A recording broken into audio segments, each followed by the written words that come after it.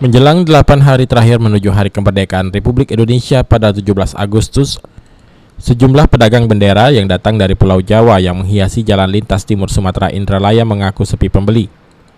Hal ini berbeda dari tahun-tahun sebelumnya, sebelum pandemi Covid, bahkan jauh sebelum diberlakukannya penyekatan dan PPKM, penjualan bendera masih cukup stabil. Salah seorang pedagang bendera mengaku untuk tahun ini ia sengaja datang 2 minggu sebelum hari peringatan HUT 17 Agustus. Namun selama hampir 2 pekan menjual bendera di Jalan Lintas Timur Indralaya ini, bendera yang dijualnya belum banyak laku. Pedagang pun merugi dan terpaksa menjual harga modal untuk ongkos pulang ke Jawa. Bendera yang dijualnya bervariasi, dari bendera ukuran kecil, sedang, dan besar. Selain itu juga ada backdrop dan berbagai jenis lainnya dengan harga bervariasi 60.000 hingga ratusan ribu rupiah. Menurutnya tahun ini penjualan sangat sepi dibandingkan tahun sebelumnya.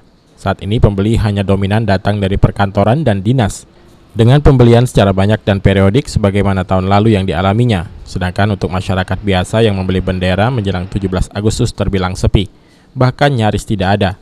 Hal inilah yang membuat ia mengalami kerugian cukup besar karena bendera yang dipajang tidak laku. Sampai yang 100.000 ya, yang besar. Dibanding Iya, agak turun, beda dikit lah. turun, pembelinya turun ya. Iya, Tahu nggak kenapa turun pembeli?